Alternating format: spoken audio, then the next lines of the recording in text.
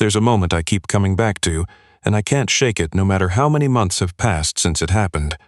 I was standing in a room full of people who had more money than I will ever see in my lifetime, and every single one of them was staring at me like I had just lost my mind. And maybe I had, but I knew something they didn't. And what I knew had nothing to do with horsepower or torque or any of the things those people were paid a very good salary to understand. What I knew was the man. I should back up, because the way things started, you'd never in a million years guess where they ended up. My name is Owen Briggs. I'm a plumber, have been for going on 19 years. I work out of a small outfit in Burlington, Ontario. Nothing fancy. Just me in a second-hand van with a magnetic sign on the door that my daughter Lily painted over with a purple marker when she was 4 because she wanted it to look more beautiful. I never replaced it. Purple stripe and all, that van has gotten me to every job I've ever taken, and I've never once been late. I'm 38 years old. I have been raising Lily on my own since she was 2, after her mother decided that our particular life wasn't the one she wanted anymore. I don't say that with bitterness, not really. Not anymore. But I say it so you understand what my mornings look like. Packed lunches, hair elastic school notes I find in coat pockets 3 weeks after they were due. A kitchen that smells like maple syrup most of the time because Lily puts it on everything, including once a piece of toast with peanut butter and cheddar cheese, which she called a flavor experiment, and which I ate half of because she was watching me with those eyes she has. That is my life. It is a good life. It's just not a life that puts you in the same room as people like Harriet Voss.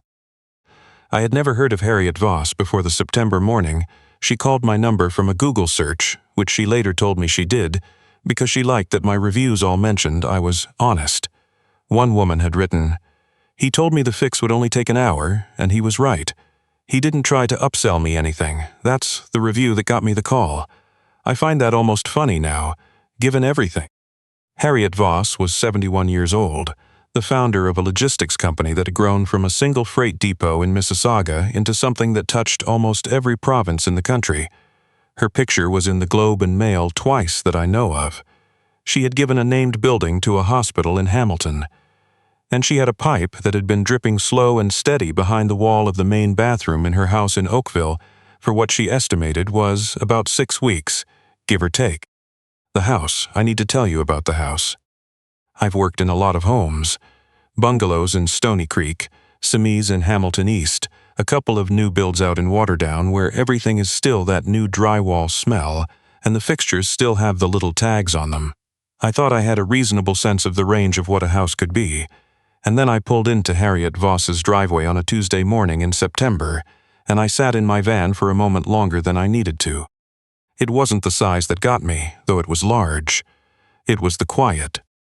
The property sat behind a stone wall and a row of mature maples that had gone just barely gold at the tips, the way they do right at the start of fall, and the house itself was this old limestone construction, the kind of thing that's been standing long enough to have earned the right to look exactly the way it does. There was a perennial garden along the east side that someone clearly still tended. There were clay pots on the front steps with late asters in them, purple and white. I rang the bell and Harriet Voss answered it herself. She was smaller than I expected, which I realize is a thing people always say, but I say it because it was true. Small and straight-backed and wearing a cardigan the color of oatmeal over a collared shirt, and she looked at me with a kind of direct attention that you don't see that often anymore. Not impatient, just present. "Mr. Briggs," she said, not a question. "Yes, ma'am." She led me to the bathroom herself, and while I worked she sat on a chair in the hallway and asked me questions. Not about the pipe. About Lily. I had mentioned Lily when I confirmed the appointment. She'd asked if I needed to work around a school schedule, and Harriet Voss had apparently filed that information and come back to it. She asked how old Lily was. She asked what Lily liked. She asked if I had family nearby to help, and she asked these things the way some people ask questions, which is to say she listened to the answers instead of just waiting for her turn to talk. By the time I had the pipe sorted and the wall patched and my tools back in the bag, we had been talking for almost 2 hours. She walked me to the door and she said, "You do good work, Mr. Briggs." I said, "The pipe's solid. Should have caught it sooner, honestly, but it held up well." And she said I didn't mean the pipe. I thought about that on the drive home. I called her twice in the next 2 months. Once in November when the temperature dropped, and I wanted to make sure her outdoor shutoffs were done right, because older limestone houses sometimes have the valves in awkward spots, and once in December, a few days before Christmas, because I had passed a garden center that still had some late-season amaryllis bulbs, and Lily had made me stop and buy 3 of them, and one of them turned out to be more than we had room for on the windowsill. I brought it to Harriet. She opened the door, looked at the pot, looked at me, and said, "That is the nicest thing anyone has done for me in quite some time." And she said it in a way that didn't make it into a compliment so much as a fact she was reporting. I started stopping by. I don't know exactly how it happened. It wasn't romantic. I want to be clear about that right away. Harriet was old enough to be my grandmother, and the feeling between us was never anything like that. It was more like something clicked into place that I didn't have language for. She was sharp and funny and had very strong opinions about the Toronto waterfront development that I found out about gradually over several cups of tea. She had traveled everywhere, Newfoundland, Iceland, Oaxaca, the Western Ghats of India, and she talked about places the way good travelers do, which is with a lot of interest in the people and not much interest in the hotels. She had a son. His name was Brendan, and he lived in Vancouver and called on her birthday and at Christmas and sometimes in between. He was not unkind, he just wasn't close. And Harriet did not complain about this. She simply observed it the way she observed most things, with a kind of clear-eyed acceptance that I both admired and found, on her behalf, quietly heartbreaking. What she had in her life, aside from her garden and her books and the very excellent network of friends she'd built over 7 decades of being exactly who she was a 1967 Buick Riviera in a garage at the back of the property. The first time I saw it, I didn't understand what I was seeing. I had gone out to check the outdoor hose bib that ran along the garage wall, and Harriet had opened the side door to show me where the shutoff was, and there it was. Gold over ivory, that original two-tone. The chrome still clean enough to reflect, the lines of it still somehow shocking in that way that some things from that era are, not dated, just decisive. Like someone knew exactly what they were doing and did it without hedging. I stood there longer than I should have. "My husband's," Harriet said. "When did he pass?" 4 years ago, March." "Was he a car guy?" She smiled, and it was the kind of smile that holds something in it. "He was a lot of things. The car was one of them. His name had been Lawrence. She told me about him in pieces, over time, the way you tell someone about a person you've loved a long time and lost, not in one sitting but in installments. Lawrence had grown up in Sudbury, the son of a nickel miner. He had put himself through school in Guelph studying agricultural economics, of all things, before pivoting into logistics in his 30s when he saw what was coming with the highway expansion. He had built the company alongside Harriet, though she was always the one people remembered because she was the one who liked being in the room. Lawrence had liked garages. He had found the Riviera at an estate sale in Prince Edward County sometime in the mid-90s, paid more for it than Harriet thought was wise, and spent the better part of a decade getting it right. Not restored in the show car sense, just right. He knew every system in that car the way I know the layout of a plumbing chase. Not from a manual, but from having been inside it enough times that it became intuitive. After he died, the car had not been started. Not once. Not by her, not by Brendan, who had driven out from Vancouver that first summer with the intention of doing something practical with the situation, and had instead taken one look at it and quietly decided that was not a decision he was in a position to make. Not by the estate lawyer who had gently suggested she consider her options. Nobody. It just sat. I think she had not let anyone touch it because she hadn't decided yet what touching it meant. Whether starting that engine was a way of honoring Lawrence, or a way of finally, irreversibly admitting that he was gone. 4 years is not a long time when that is the question you are sitting with. I don't know why she decided to try when she did. It was March, almost exactly 4 years to the month, and she called me on a Saturday morning and said, "Owen, I think I'd like to see if the Buick will run." I said, "Okay, give me an hour." She said, "I may have been premature about this." I said, "I'll bring coffee." I am not a mechanic. I want to be completely clear about that. I can change a fuse, and I understand how systems talk to each other in older vehicles because older vehicles are closer to plumbing than people think. But I am not the person you call to diagnose a car that has been sitting for 4 years. What I am is someone who knows how to be in a garage without needing to be the most important person in it. The car had dead battery, which was expected. The fuel in the tank had gone stale and gummy, which was also expected. The brake calipers had seized lightly on the driver's side rear, the belts were cracked, and there was a slow seep at one of the fuel line connections that needed attention. None of it was catastrophic. All of it was the predictable consequence of time, and cold, and sitting. We worked on it together that first Saturday, Harriet handing me things from the workbench, the two of us not talking much but not needing to. Lily was with my sister that day, which almost never happens, and I found myself staying later than I had planned. The Riviera didn't start that day, or the next Saturday, but it was getting closer, and there was something about the process of working toward it that I think was useful to Harriet in a way that had nothing to do with the car. In May, Brendan called from Vancouver.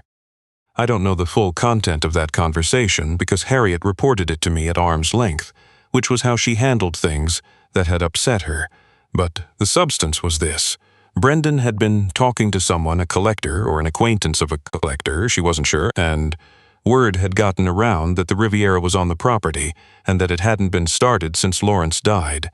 And this someone, this person Brendan had been talking to, wanted to send a team.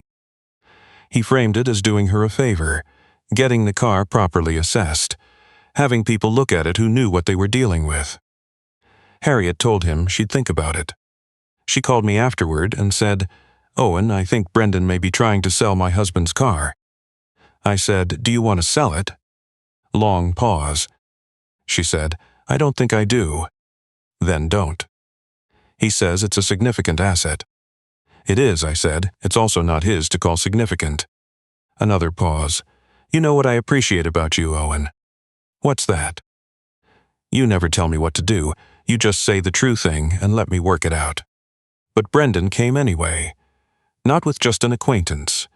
He came with a man named Fletcher Drummond, and I'm not making that name up, I wish I were, because it is exactly the kind of name a man like that would have, who ran a classic car consultancy out of Calgary, and who arrived in Oakville on a Saturday in June with 2 assistants, a professional photographer and opinions.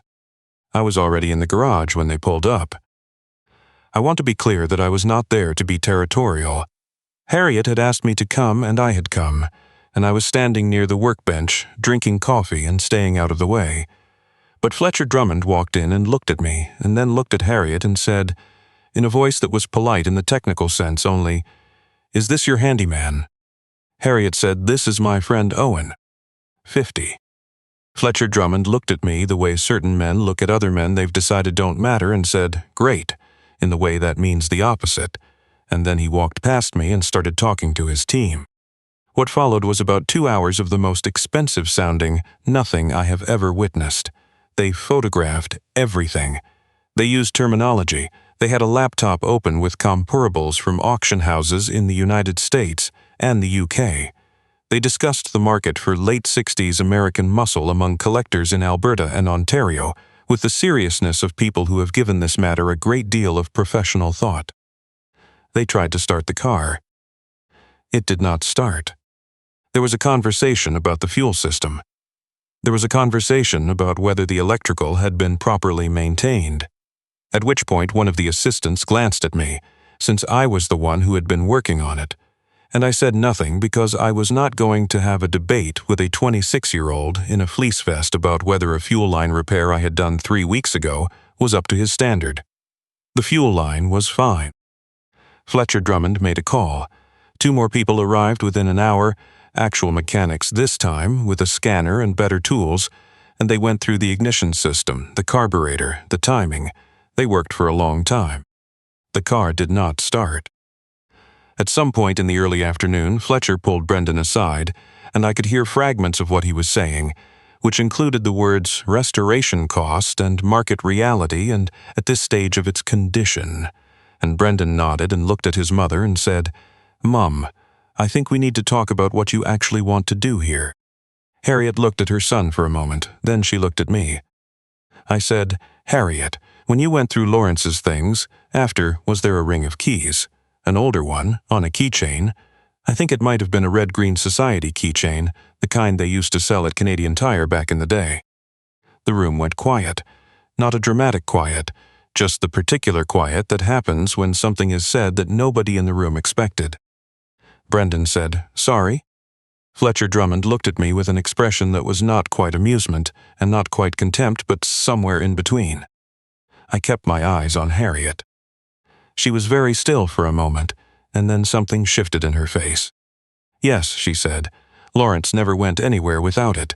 It was a joke between us. He'd watched that show his whole life." "Do you still have it?" "It's in the house, in the box with his personal effects." She went inside. She came back with a keychain, small, worn plastic, a Red-Green Show logo that had half rubbed away from years of handling with 2 keys on it. One was a regular house key. The other was a small brass ignition key with a worn GM stamp on the head. Lawrence had kept a spare ignition key on that keychain his entire life, separate from the main key, the way a lot of people from his generation did with their best vehicles. Not because they thought they'd need it, just because losing the only key to something you loved was not a thing you could afford to think about. I took the key. I walked to the car. I put it in the ignition and turned it. The Riviera started on the second crank. It didn't roar. It came up with that particular idle that a well-kept V8 makes when it finally has clean fuel and a reason to run, a sound like something waking up, warm and unhurried, the garage filled with it. Harriet made a sound I will not try to describe. Fletcher Drummond stood with his arms at his sides and his laptop closed. Brendan sat down on the running board of a wheelbarrow near the wall and put his head in his hands, not from embarrassment exactly, but from something more complicated than that. I went and stood next to Harriet and we just listened to the engine for a while. She didn't say anything. I didn't say anything. Eventually she reached out and put her hand on the roof of the car and kept it there, flat-palmed, the way you might keep a hand on the shoulder of something you loved. The ignition key stayed with the car, where it belonged. The keychain I asked if I could keep, and Harriet laughed, actually laughed, a short, startled sound, and said yes. "It's in my van now, on a hook over the dashboard. Lily asked me about it last winter, and I told her it belonged to a man she would have liked, a man who knew how to love things quietly and take care of what mattered, and that his wife had given it to me, and that the reason I keep it there is to remember what it means to actually know someone." She thought about that for a moment. She was 9 by then, and she thinks about things carefully the way I hope she always will, and she said, "So it's like a reminder." I said yes, exactly like that. Harriet and I still have tea on Tuesdays, when my schedule allows. She is 93 days from her 72nd birthday, and she has started talking about driving the Riviera out to the lake road in the summer, just once, just to hear it on open road. I told her I'd come along. She said she drove that road with Lawrence every fall for 30 years, and she knows it just fine, thank you very much. I said I'd bring the coffee then. She said that was acceptable. There is something I have thought about a lot since that day in the garage, and it's this. Fletcher Drummond and his team walked into that space and saw an asset. They saw a vehicle with documented provenance in a condition that required professional assessment. They saw a market. They saw a number. They were not wrong about any of it, technically. But they didn't know that Lawrence Voss had watched the Red-Green Show every Saturday night for 35 years, that Harriet had bought him that keychain at a Canadian Tire in Guelph in 1989 as a joke that became a permanent fixture in his pocket, that the spare key had lived on that chain because Lawrence was the kind of man who prepared quietly for the things he loved to last. They didn't know the man. And all the scanners and the auction comparables and the professional opinion in the world couldn't start that car, because starting that car was never a mechanical question. It was a question of having paid enough attention. I have thought about what it means to really know someone, to know them not in the sense of knowing their resume or their net worth or the square footage of their house, but in the small and specific sense, the keychain they carried, the show they watched, the way they prepared for the things they loved to last. That kind of knowing is slow. It doesn't announce itself. It doesn't show up with a photographer and a spreadsheet. It shows up on a Tuesday. It brings coffee. It doesn't tell you what to do. It just says the true thing and lets you work it out. I think about Harriet Voss when I'm in the van, Lily in the passenger seat on days I pick her up early, the purple stripe on the magnetic sign catching the light, the keychain hanging over the dash with its half-rubbed logo and its small brass key. I think about what it means to love something carefully enough that even after you're gone, the love is still there in the details, in the preparation, in the second key kept separate just in case, in all the small and ordinary ways a person tends to what they value. That is not something you can appraise. That is not something you can put in a column on a spreadsheet and compare to recent sales in Alberta. That is a $4 keychain from a Canadian Tire in 1989 that turned out to be worth everything in the world.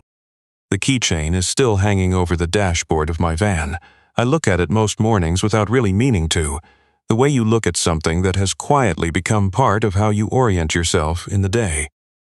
I've thought a lot about why things went the way they did with Harriet and the Riviera, and I keep arriving at the same place. The outcome was never really about the car. It was about what kind of attention you bring to a situation, and whether that attention is honest. Fletcher Drummond brought expertise. He brought credentials and market data and professional confidence, and none of those things were fake. He genuinely knew what a 1967 Buick Riviera was worth in a room full of Alberta collectors. What he didn't bring was any real curiosity about the man who had owned it. He walked into that garage and saw an asset that had been mismanaged. He saw a problem to be solved efficiently. He never once asked about Lawrence. That's not a moral failing, exactly. It's just a kind of blindness that comes from only ever measuring things by their surface value. What I had, what I think made the difference, wasn't skill. I'm a plumber. I know almost nothing about classic American cars. What I had was 19 years of learning to pay attention to the whole system, not just the broken part. In my work, the leak you can see is rarely the problem. The problem is usually something upstream, something in how the parts connect, something about the history of the house that the pipe is trying to tell you. You have to care enough to ask. I cared about Harriet Voss because Harriet cared about Harriet Voss, and I had spent enough Tuesday afternoons listening to her to understand that he was a man who prepared carefully for the things he loved, a man who kept a spare key separate from the main key, not because he was paranoid, but because losing the only key to something you valued was not a risk you took when you could easily avoid it. That's not a mechanical detail. That's character, and once you understand a person's character, you start to understand their choices, including the choices nobody thought to look for. I think about what I want Lily to carry with her as she gets older, and it's not complicated. I want her to be good, not just rule-following good, but genuinely interested in treating people fairly, in showing up for people who aren't in a position to demand it. I want her to think carefully, to ask the question underneath the question, to resist the easy answer when the true answer is a little harder to find. And I want her to keep going when things are slow and unclear, the way Lawrence kept tending that car, and Harriet kept showing up for a life that had gotten quieter than she'd expected. Those three things together, the decency, the thinking, the persistence, I have seen them work. Not in dramatic ways, usually. In the specific way that a $4 keychain from a Canadian Tire in Guelph turned out to be the only thing in the room that actually mattered. 50. Lily asked me once if I thought Lawrence knew his spare key would end up being important someday. I told her I didn't think he thought about it that way. I think he just kept it because that's who he was. Because he was the kind of man who took care of things without needing a reason beyond the taking care itself. She nodded like that made sense to her. I think it does.